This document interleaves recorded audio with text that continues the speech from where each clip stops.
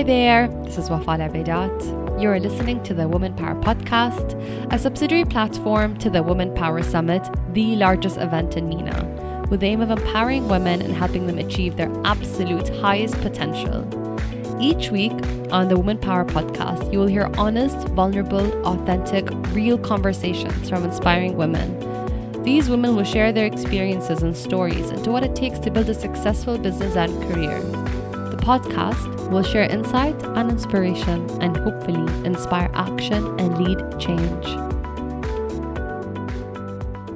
Anissa Helou is a cookbook author, teacher, and chef, specializing in the cuisines of the Mediterranean, Middle East, and North Africa. The daughter of a Syrian father and a Lebanese mother, Anissa left her native Lebanon at the age of 21 to study interior design in London. Following completion of the Sotheby's Work of Arts course, she started working for the auction house, becoming the representative for the Middle East. Encouraged by a friend in the publishing world and inspired by the Lebanese Civil War, Anissa wrote her first cookbook, Lebanese Cuisine. Anissa changed her life by selling a number of collections at Christie's. She also sold her Victorian house and bought a 2-story warehouse loft in Shoreditch, which she converted into a modern living and working space. She spent many nights teaching and hosting and writing from her home in London. Anissa was listed by Arabian Business as one of the 500 most powerful Arabs in the world and one of the 100 most powerful Arab women. Welcome, Anissa. How are you doing during COVID? And have you had a bad day since COVID started? Actually, it's very interesting. I mean, my social approach is very COVID-like. I don't really like people that much or like crowds or whatever. So I am a loner up to a certain point. I mean, I am also gregarious. I have like a split personality where I like being on my own, but I also like my friends and the people I work with. And so I enjoy when I'm working or when I'm with friends, but I like going back to, in the old days, it was London where I would recharge and not go out that much. But now it's Sicily where I come. So I happened to be in Sicily with the lockdown. I came back on the 27th of February, and of course the flights were cancelled. And in this town where I am now based, it's very easy to be in lockdown because I'm by the sea. I have a beautiful flat and I don't know very many people. And I absolutely loved the city. It was empty. So I was a little bit I didn't follow the rules that much, also because I didn't know them. So I would walk around and take pictures of absolutely deserted city and do a little bit of shopping and then go back home. And I got back into making ice cream. So every day I would whisk sahlab in milk and kind of make different ice creams. So I kept busy doing things that I enjoyed. And I had very good friends who I would, Zoom with or WhatsApp or whatever. So I didn't feel I would talk to my mother every day and my sister and my brother and my friends. And it kind of suited me. So I can't say I had a bad day, except when I felt that people got too close to me and I got paranoid about being infected. So you didn't have a single bad day where you, maybe cried or had a breakdown or felt isolated. You felt you kind of, worked and you communicated with your loved ones and life kind of kept going. Because some countries had lockdown, so I think they've really struggled. Well, we had a very serious lockdown. I mean, I was stopped by the police. During the lockdown, I was in my rented flat and not in my permanent flat. And so I would walk from my rented flat to the flat I owned where the works had stopped. And the door was very flimsy. And, being a Londoner, I was thinking squatters are going to move in and all this. So I would come every day until one day I was stopped by the police and asked why was I walking down, the beach, basically, the seaside. And I said, well, I have 2 houses. And he looked at me like this and he said, kids are not allowed to go out. So go back to your home, whatever your home was. And I said, okay, fine. So I went back to my home. And from then on, I was a bit careful about how I walked and where I walked. And for me, it was very easy because I didn't miss the human contact. And I had enough human contact, like my architect, I saw him occasionally, and my friends, we would Skype, WhatsApp, Zoom, whatever. And also, as you know, I have an online life, which kind of came in very handy in this lockdown. And I made a joke with my friend and I said, you're kind of telling me off about my online life and spending time on it and all this. And it came in really handy in this lockdown.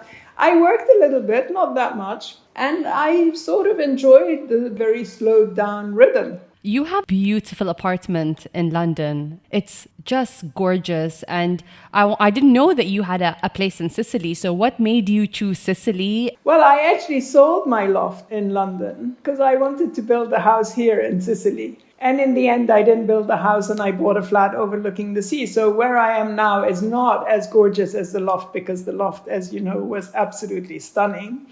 But I do have a spectacular view, which makes up for the sort of double height and whatever. And it's very beautiful and very light. And I enjoy being in a place that reminds me of home and that is not home. I mean, I don't want to sound facetious at all, but after the catastrophe in Beirut, it kind of confirmed the fact, my decision of not going back to Beirut and choosing a place that reminds me of Beirut but is not Beirut. What went through you as you saw this online? And do you have any family there? Have they been affected at all? Well, to start with, I was thinking about that this morning. I was watching clips of the explosion, not understanding what was going on, for the first half hour, let's say. And then I understood, but I still didn't know the enormity of it or did not grasp the enormity of it. And then when I started seeing pictures of the destruction in Mezze and Mar Mikhail, where a lot of my friends are and where I spend a lot of time when I'm in Beirut, I was shocked like everybody else. And in fact, until now, I cannot grasp the fact that these people were so negligently criminal as to let something like this happen. I mean, I know that the political class in Beirut in Lebanon is very corrupt. I know nothing works. I know it's a dysfunctional country and all this. But this is beyond everything we've known. In a way, it's like what's going on in Syria, that every time it got worse, every time you thought it couldn't get worse, it got worse. And a government that kills its own people is like unthinkable, basically. And the same with Lebanon. When you think that they allowed it, they knew about it, they allowed it to happen, and nobody's taking responsibility. It's just horrific. It's horrific, and it's very upsetting. So just going back to, I want to kind of segue into your experience with Lebanon. Did you have any important experiences with food and cooking and that kind of indicated that this would be your future career?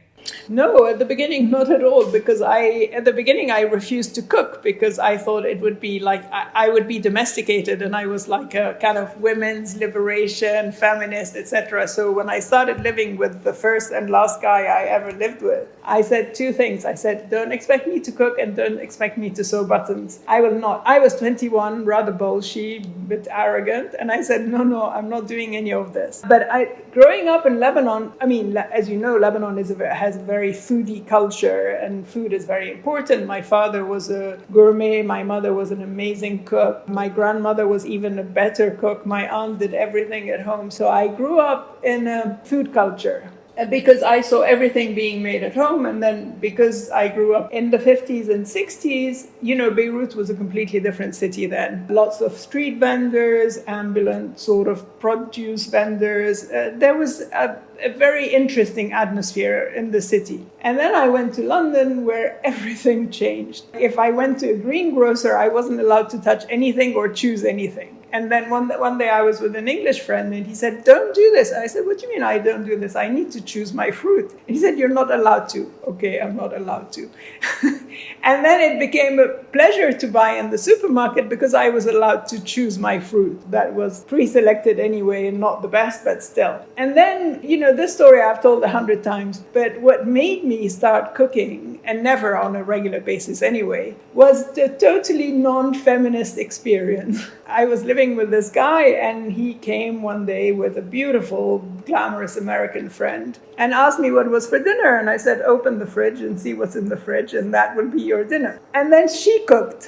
And I was looking at them thinking, well, maybe I should kind of forget about my feminist thoughts and theories and principles and cook. But I wouldn't cook for him on a daily basis anyway. So I decided to throw a big dinner party, Lebanese dinner party, having never cooked in my life before except for one dish, loubia بالزيت. A bolshy young sort of woman. I thought I could do it. What was interesting is that it was the civil war and there was no communication with Beirut. It was a time when there was no communication. So I couldn't call my mother and say, hey, how should I make tabouleh or kibbeh or hummus? Because I made this very ambitious Lebanese menus. So I decided to cook from memory, and it worked. I mean, how well, I don't know, because it was a very long time ago. My guests were all foreign, so they didn't know any better. But I put a spread on the table that was quite impressive. Everybody loved it. I was very proud of myself. And I decided that from then on to cook for dinner parties. So occasionally I would cook either Spanish or French. At the beginning, I cooked more sort of European food than Lebanese food. In fact, mostly European food, because also I lived in Paris for a while. And then when I realized that my friends were more impressed when I invited them to Lebanese food, I started cooking Lebanese. And then by chance, I started writing about food. So that's how it came about. So going back to just your parents, I know that your dad wanted you to go to the American University in Beirut. So how did you stand up to them and kind of say, you know, this is where I want to go? And why did you pick London? I actually wasn't going to go to London. First of all, my father wouldn't let me go abroad alone to study abroad. So I said to him that I wouldn't go to the American University, which was stupid because I could have gone. And then I took a job as an air hostess, thinking that it would get them used to not seeing me at home. But my father wouldn't sign the contract. So I waited for him to go on a business trip. My mother was very easy and I could manipulate my mother. So I waited for my father to go. And then I went to my mother and I said, look, you know, it's a really glamorous life, which turned out not to be at all. I could bring back beautiful things from abroad. You know, I kind of sort of made her imagine something that wasn't true at all.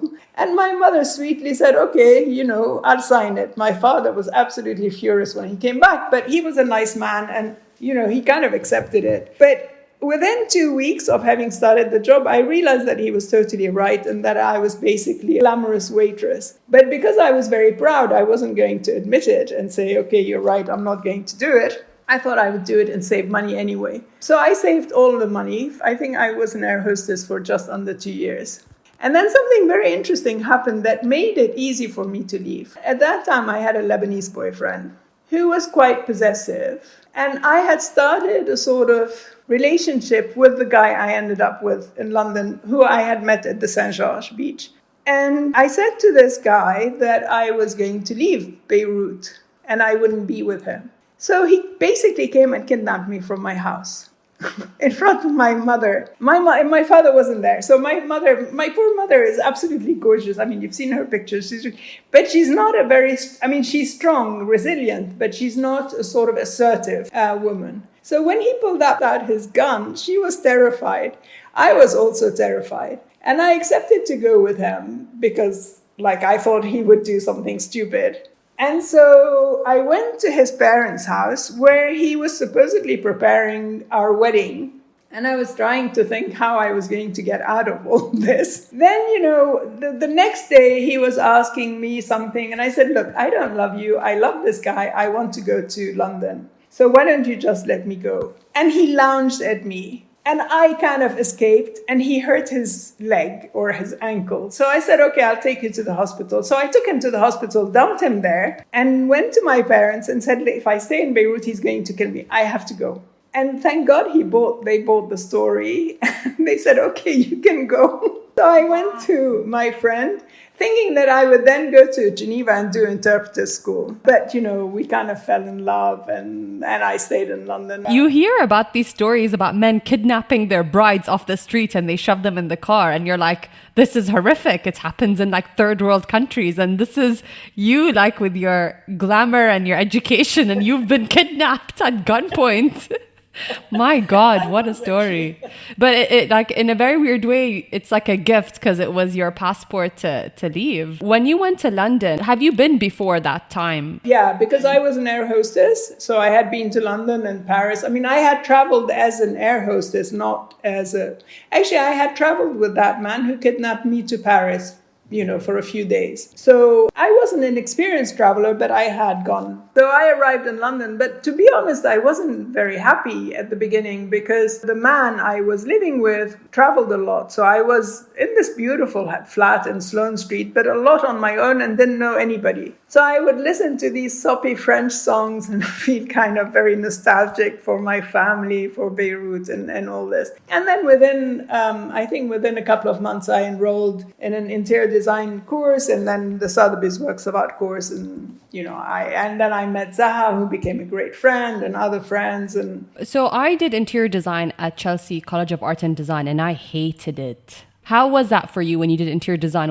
Did it resonate with you? Did you love it? Or did you feel like this is not for me? No, I love interior design. And I get every house I've had, I've been very, very involved in designing it, even though I've taken architects, not at the beginning, but for the Loft and for this house. But the thing that I didn't like, first of all, it was a very sort of debutante school, the Inchbald School of Design.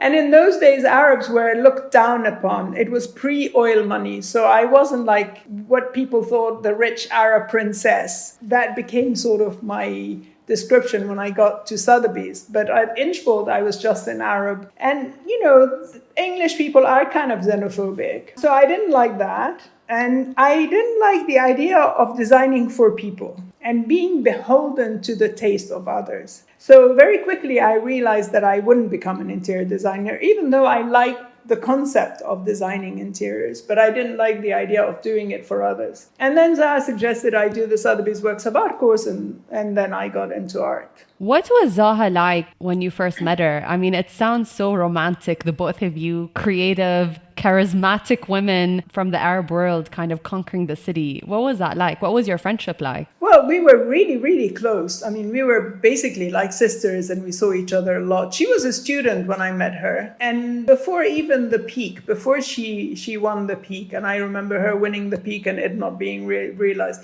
So the thing about Zahra that was wonderful is that she never changed. She stayed loyal to her old friends, at the height of her success, fame, whatever, she would call, I'd always be invited to her birthday parties. And our conversations never changed. She was never like uppity, or she was always a diva from like long before she was rich and famous. She was a diva and she was difficult. I mean, but as far as I was concerned, she had the right to be difficult because she was a genius.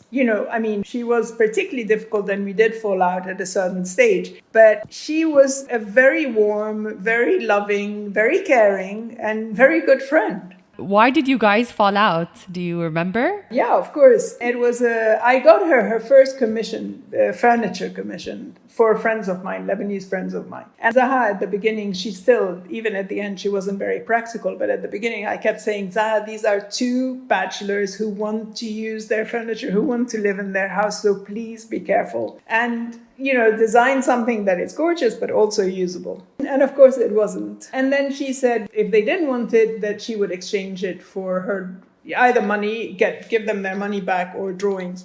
She didn't have any money then, so she couldn't give them their money back. I think it was the early 80s. I can't remember, but it was like a 30,000 or 40,000 project. So it was a lot of money. So I said, okay, give them some of your drawings. What I didn't realize then is how important her drawings were for her. I mean, it was partly my fault for not understanding her, and partly her fault for being, then we got into a huge fight, and I said, okay, Zahra, forget it. I'm not going to get involved. You need to do what you said you'd do, and I'm not taking any shit from you, excuse my language. And that's how we fell out, unfortunately. But I'm sure you guys found a way to. Yeah, but for a long time, we didn't speak. And then a few years later, we bumped into each other at a dim sum. We used to have dim sum practically every weekend. And there she was with Patrick, her partner, Patrick Schumacher. And I said, hi, Zahra, how are you? And she said, hi, Coco, because my old nickname is Coco. And I said, oh, lovely, we should meet again, we should see each other. And then we did. It wasn't quite the same thing after that, but we kind of resumed our friendship. Wow, amazing story. You then went on to open an antique shop in Paris. Where did you get the money to do that? And did you get a loan? And why did you decide an antique shop was for you at the time? It wasn't really my idea. It was the idea of the man I was living with. And he said that he'd put half the money and I would get half the money from my father. My father, being a very nice man, accepted to give me. It wasn't very much then. It was, I think the full investment was 25 or 30,000 pounds. So I took half the money from my father. He put in the other half, and I rented this shop in Leal, and I bought beautiful stuff and all this. except that I was 24 and an absolutely hopeless businesswoman. So within a year and a half, it was like I knew that it wasn't working. And so I lost all my father's money. Thank God he was a nice man enough he was kind enough not to kind of hold it against me. And the guy lost all his money as well. And also within a year or two of this, not because of this, after I fell in love with a French guy. And so I left him. So Anissa, there's a lot of men in your life. Can you tell me, what is your view on relationships and what have you learned from those experiences? First of all, I learned never to live with anybody because the separation from the guy I lived with was absolutely horrible. He just took not everything I had, but he made it very, very difficult to separate. And also he behaved very badly. So he went to my friends, spoke badly about me, and, he wouldn't let me take my stuff and all this. So after leaving him, I decided never, ever to live with anybody. And what is mine remains mine. What is theirs remains theirs. And I don't want anything from anybody. And in fact, he wasn't I was always independent financially. My father would send me money. I lived in his place, but he didn't keep me. And then a bit later, I met this very nice American guy who I liked a lot, not loved, but liked a lot. And he had different principles, different values. And one of the first things he said to me when we started having an affair, he said, I can keep you, don't worry about anything. So I looked at him and I said, I don't need you to keep me and I don't want you to keep me. And so you don't worry about anything. We don't have to kind of have this conversation. And so my main lesson was to be fully independent and never to rely on any man for anything in my life, apart from having relationships and having fun, but not to be dependent on a man. And also never to marry, because I'm sure the younger generation is better, but my generation, the male ego is very fragile. And the last thing I wanted was to kind of be subservient to a man or stroke their egos and, be beholden to a male sort of whatever. I know it's a man's world, but I didn't want my world to be a man's world. So these were the two main lessons. Anissa, it's so empowering to hear you talk about relationships, because a lot of women would stress and attach and find one person and then they'd get so hurt and then they wouldn't want to have a relationship again, or they'd be, I don't want to say desperate to get married, but their intention is to get married and to be stable. But for you, it seems so fluid and there's a flow in how you talk about it, which is very empowering. I don't think it's very rare for me to hear another woman, a strong woman, talk about relationships in this way. It feels as well like it's not at the center of your world, but it's like an additional layer of maybe excitement or passion, or you know what I mean? Yeah, well, it's definitely, in fact, it was never the center of my world. When I was very young, living in Beirut as a teenager, we were expected to marry. So every now and then we would have a suitor. And I remember a suitor coming to our house. I was about 16 and a half. And I was engrossed in French existentialists. I was reading Simone de Beauvoir, Albert Camus, Boris Vian, Jean-Paul Sartre.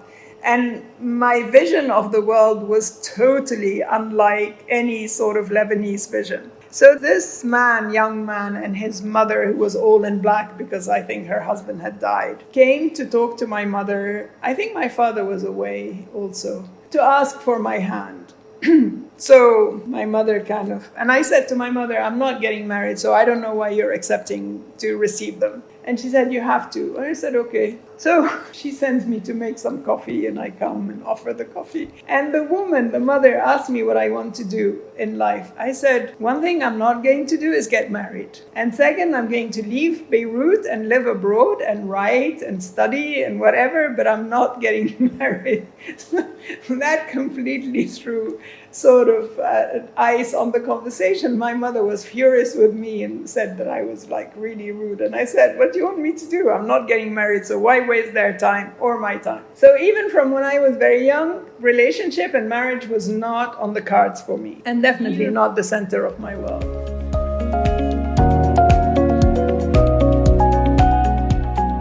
We at el-Helou have over a decade's worth of experience working with some of the world's most successful brands across F&B, retail, culture, and hospitality. We are equally at home helping a brand define its point of view, positioning a new development, designing product, packaging, or creating content that speaks to an audience. Whatever the challenge, we deliver sharp, intelligent, content-driven work that helps brands amplify their message to customers around the world. Contact us on www.obayandhill.com or DMing us on Instagram for your public relations, social media, and branding needs.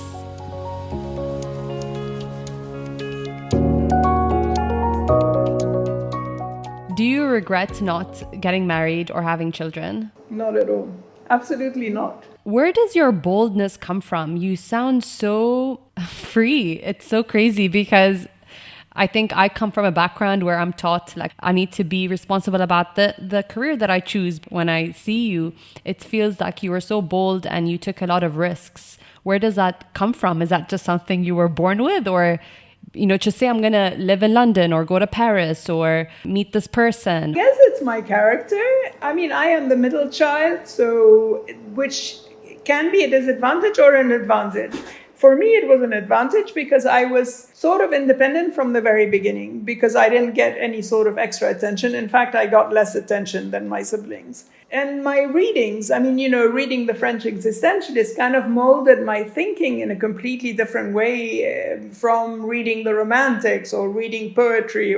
So I don't have illusions. I never thought there would be a Prince Charming in my life, for instance. I don't know if I'm cynical, but like when I see these young couples getting married and being very happy and all this, my thought is I'm happy for them, but at the same time, I think about the future and I think about the disappointment of, this kind of naive, rosy view of life that is not going to be realized. I mean, for some couples, it works and the percentage is low. You were an advisor to the ruling family of Kuwait. What was that like? What were you doing for them? I was buying works of art for a few. They were my friends as well. They're the daughters of Sheikh Abadiya, who was the first businesswoman in Kuwait. Very highly educated, also independent women. And they were my friends, and some of them collected art, and I helped them with their collections. Did you enjoy it? Yeah, I loved it. And I had other clients as well. But yeah, I love being an art consultant and I still love art. I don't have anything anymore because I sold everything. I mean, it was much better than being an interior designer because I bought beautiful things for them that had value and that could be like displayed or not displayed or whatever. And it was wonderful to kind of introduce them to art that they didn't know. Why did you sell your collection? Because I became a cook and I needed to free my space. You wanted to free your space physically, like you needed to declutter? Yeah, exactly. The loft was the vision when you saw it. So the house before the loft was absolutely chock-a-block with things like paintings, objects, everything. My kitchen, there wasn't a single free inch for me to cook. And I was always worried about the steam and the heat and whatever. And so when I started being cooking professionally, for my books mostly, I needed a space that was empty. And also a friend of mine had bought a loft and I loved the idea of having a huge empty space. How did you find that space and how much time did you invest in transforming it? Or was it ready for you? No, it wasn't ready. I never buy anything that's ready because I have a very specific taste and I wouldn't want to live in anybody else's taste. That was a very bold and I actually reckless decision. So I sold my house and I sold my collection before finding the loft. And at one stage, I thought I had made a mistake because, I thought I would not realize my dream. But I was walking down the embankment, which was near the place I was living in in my sister's flat. And I bumped into a friend who I had worked at Sotheby's with, who actually had a beautiful loft. And I was saying to him, I'm thinking of coming to your area, having knocked it down. It was Shoreditch, and I used to be very rude about Shoreditch. Having knocked it down so much, I'm looking for a loft there. And he said, you can come and buy my loft. And I said, okay. I knew it. And I was going to Sicily then. I said, I'm going to Sicily, but I'll be back in 2 weeks and I'll come in. And I went and I bought it. Tell me about Sicily. When you first visited Sicily, what did you experience? Well, it was incredible. First, it's a very, very beautiful island, but it's very similar to Lebanon and Syria in parts. The weather is the same. The sea is the same. The people are very warm and welcoming and hospitable. And the produce is exactly the same and the way of life is the same, like seasonality, like now is the fig season, so I get a lot of figs. It's basically living in an atmosphere and a setting like a setting that I grew up in, but it's not the same. When you got there the first time you went to Sicily, did you imagine living there? This is where I'm going to live? No, I fell in love with the island. That was more than 20 years ago. I fell in love with the island and recognized immediately how similar it was to where I grew up. But I didn't think at all that, because in those days I was living in London and I had no intention of leaving London. But when I started thinking about leaving London, I didn't think about Sicily to start with, California, France. I thought about different places. And then a friend of mine has a farm not far from where I am now. And we were at a food conference in Australia just before olive harvest season. And so I said to her, I'm going to come to the olive harvest to see what it's like. So I went, and that's when I decided that's it. This is where I should live. Tell me about the exact moment where you were like, food. When did you know this was for you? Because you would go on to obviously spend years and years in this space. So why was this different than any other career that you've tried and tested? I was in the art world for 20 years, so it wasn't a short time, and I liked it. But by the end, I've always wanted to be a writer, but initially I wanted to be a novelist.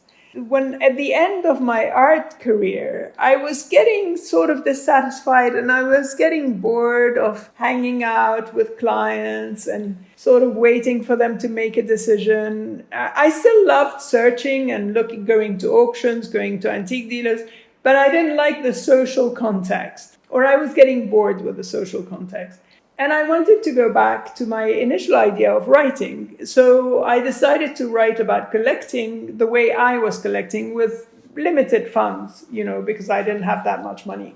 And so I got myself a literary agent and decided to become a writer about art.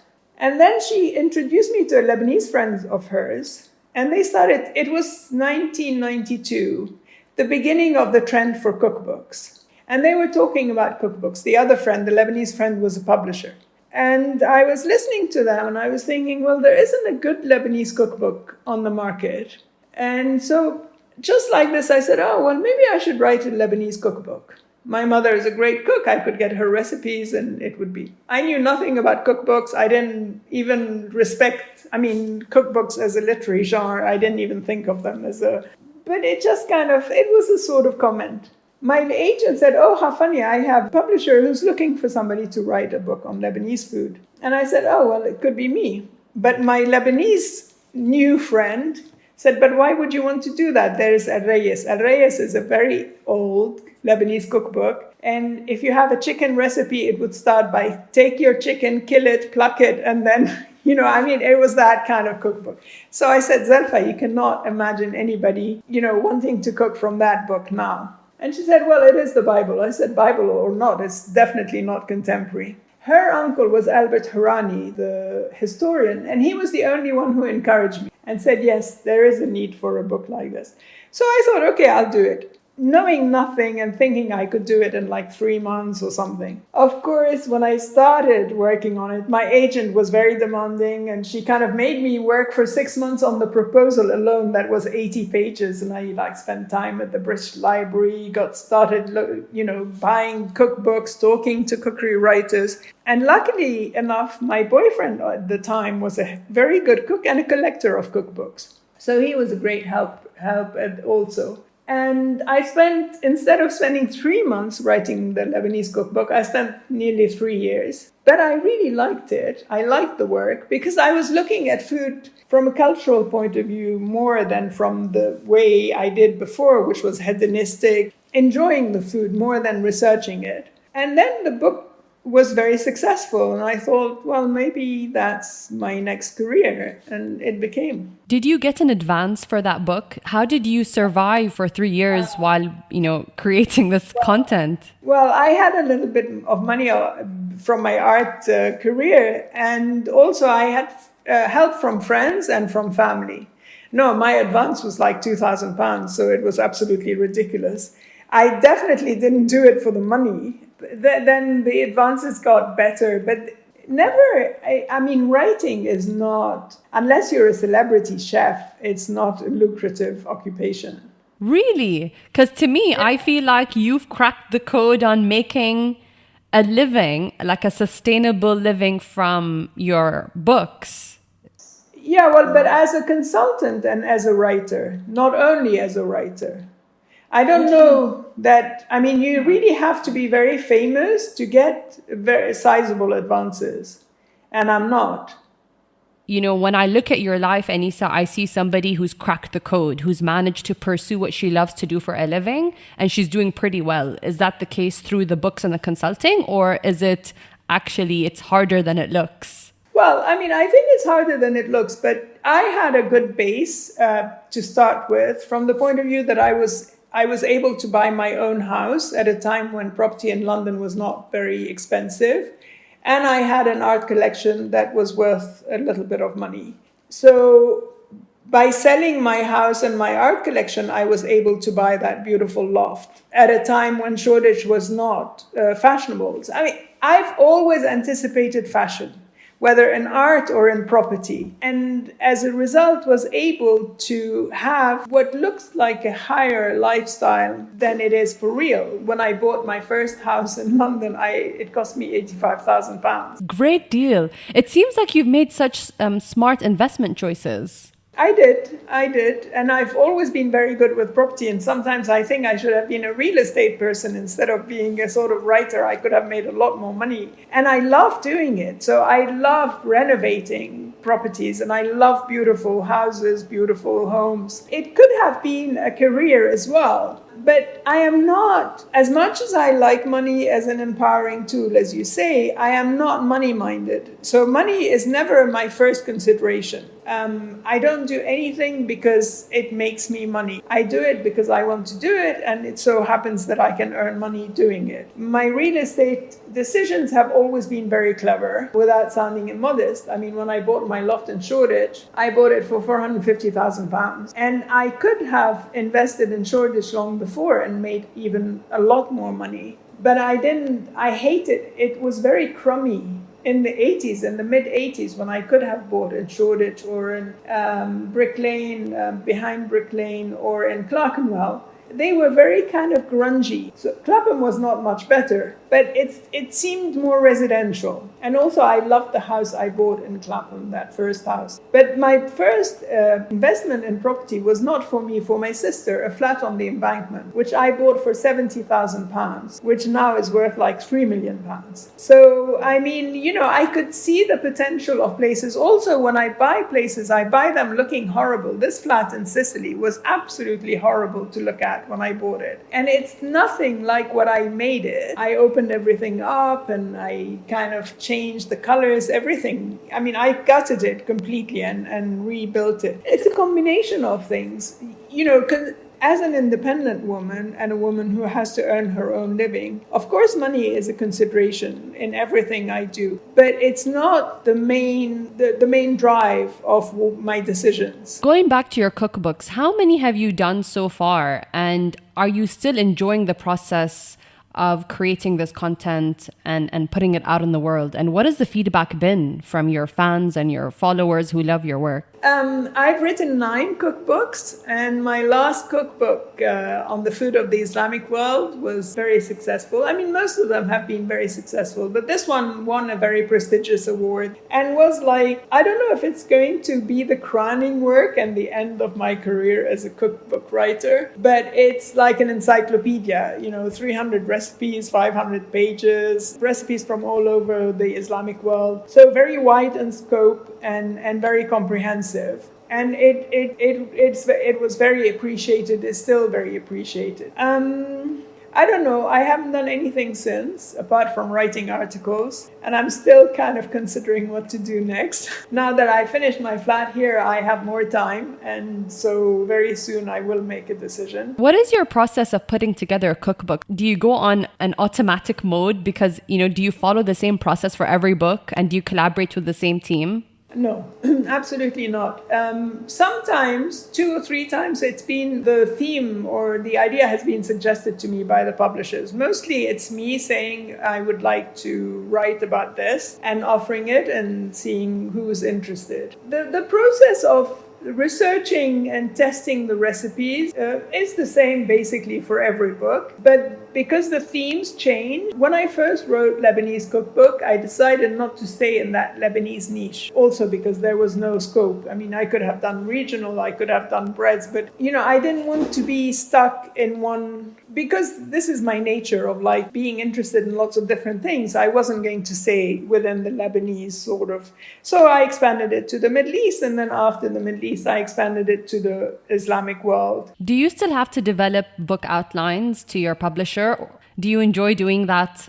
Yeah, because that's developing the idea and building the skeleton of the book. So it's quite an interesting and essential work. What's your process of doing the research? How do you get inspired? Travel is a very important element of my research. People, discussing with people, watching them cook, learning from them. Now with YouTube, you also have the YouTube videos. I have about 1,500 cookbooks, so I do a lot of research on my own. You can see them behind me. Are these the same books? Do they just travel with you? Yeah, so, it's a combination of things, but mostly the most important part of the research is the people, the cooks who I meet and cook with and talk to and in the different countries. Then I cross-reference online, YouTube videos. Like for this last book, I watched a lot of YouTube videos, mainly of Southeast Asian, like foods that I didn't know or wasn't too familiar with. And then, and then my library and then regular libraries. But now in Sicily, I can't. I mean, there is no public library I can go to. How do you get in the mood to experiment? And do you experiment alone? What is your process of just starting to test things? Well, I have a beautiful kitchen, and I had, as in the Loft, I had a gorgeous kitchen as well. So yeah, I test all my recipes. I do listen to music. I put an apron on sometimes I don't. I never put my chef's jackets on when I'm testing recipes because it's a little bit silly to be the chef in my own home. And then I have a great friend in California who's the head chef at Chez Panisse, and she also tests my recipes for me. She has done that for the last 2 books. Do you have a specific photographer you work with to shoot everything when you're done? And then, who helps you with the marketing of the book? Well, the publishers do the marketing. The last book, I was in charge of the photography, and that was great because I chose my own photographer. And Claire Patak from Violet Cakes, who did the royal cake, she was the stylist, and we cooked together. So we were a 3-women team with my housekeeper who was like tidying up and prepping and all this. And it was a fantastic team. It was just a fantastic team to work with. And the photos are totally gorgeous. Do you still host dinners in Sicily with friends or people who come and visit you? Yeah, I do. I invite people for dinner, of course. A little bit less now because it's very tiring. And people love coming. My friends love coming to my house for dinner, especially that I have a beautiful terrace. And I roast whole lambs and I do fun, unusual dishes for them. So, I do. To me, Anissa, you remind me of Carolina Herrera because you have the signature glasses and always with this sharp shirt that you wear with your hair, in the specific hairstyle. And I find it so chic and glamorous, and it's like your signature almost. And I wanted to ask you, is that something strategic that you do? How do you style yourself? Well, it kind of came about gradually. I think at about the age of 30, I decided never to change my hair, the look of my hair, and leave it natural and not straighten it anymore. I went through different hairstyles until I found my present hairdresser, who's amazing. And I've been with him for 25 years. And so, that became a trademark. At one stage, people were saying, oh, you have to dye your hair and all this. And I was thinking, no, there's too much trouble. Then I decided to put some black into the white, and then it was too long at the hairdresser. And it was just it is a conscious decision to have a uniform. Also because it's so much easier. You don't have to think about anything. Why do you feel you haven't broken into the TV or YouTube space? Do you feel like that's for you, or has that option been available to you, or is that something you'd want to try in the future? I try to be on TV. I don't think I'm TV material from the point of view that I don't have an exaggerated personality. And I'm not like very loud, and I'm not very gay, and I'm not very outrageous. I'm kind of not subdued as such, but I'm not a sort of caricature of something. Also, I'm not totally natural in front of the camera, so that doesn't help. I know it being on TV makes all the difference to sales figures and to the money you earn and all this. So I tried it. I didn't try very hard, obviously, because that's not my nature. And I am not that keen on being famous. So the idea, I much prefer to be somewhat in the background and to do the work. I'm much more interested in researching and preserving for future generations. And like culinary lore is part of everybody's culture. And I'm working on preserving that in my books for future generations, for whoever wants to know more about our food and the food of the Islamic world and whatever. So, I could do it, but I don't have the patience to do YouTube. And I don't see the need, in my case, I don't see the need for it. I could earn a lot more money, but as I said before, money is not the main consideration in anything that I do. I much prefer to have a good life than to have a wealthy life. What is next for you? What gets you excited now? You've accomplished so much. You travel the world, you meet different people, you try different food, you're very experimental. But what gets you excited, and what do you feel is something you're looking forward to as a project?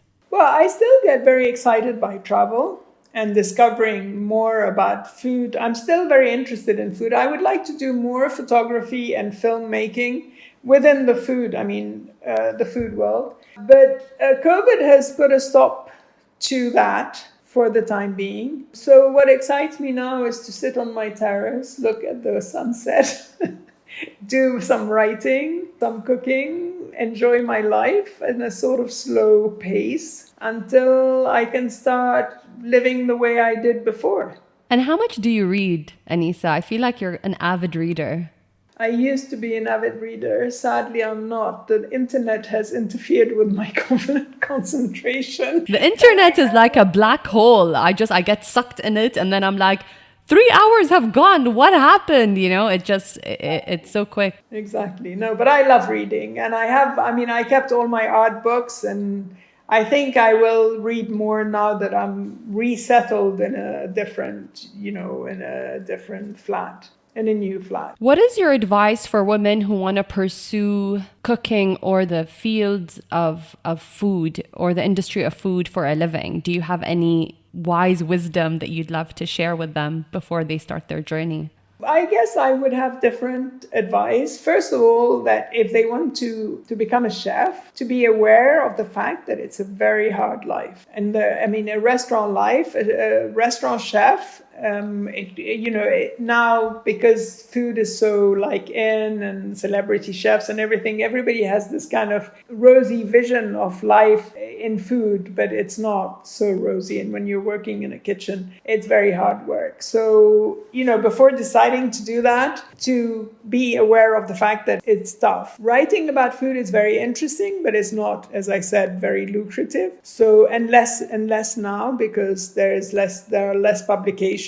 In the old days, you could also supplement by doing journalism, and there are less spots now for that. There is money to be made in YouTube as a YouTuber or, online, but it's not that easy. So a combination, to be kind of multimedia is not quite the right word, but to have a combination of different things, not to concentrate on one. To write a little bit, to do some consultancy, maybe some catering or some supper clubs, although supper clubs are a bit less, fashionable now.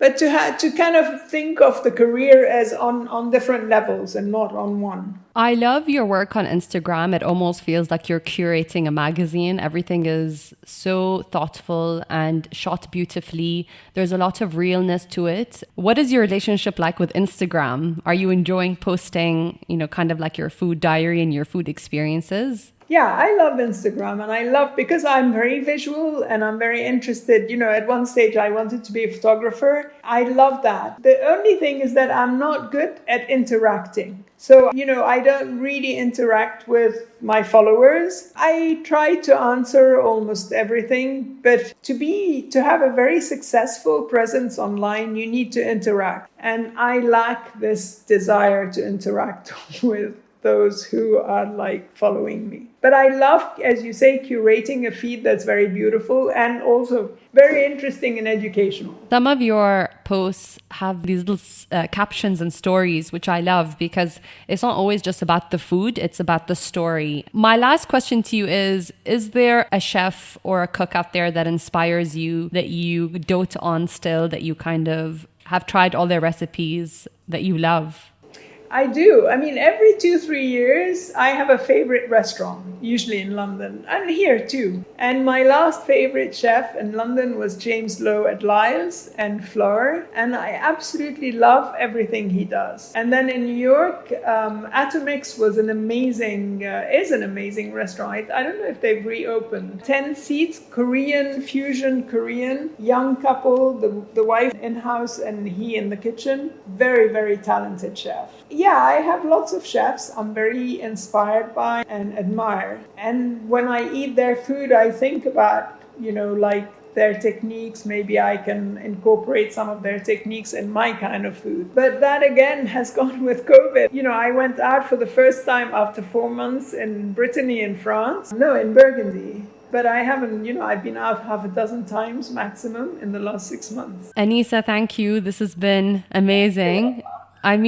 You're so patient with me. I'm sure you've shared so much of these stories and you have such a beautiful spirit. And like I said, mashallah, you have a light about you. There's light coming out of your face. And I remember this, your energy, and it's so positive. So I wanted to thank you for spending this time with me again.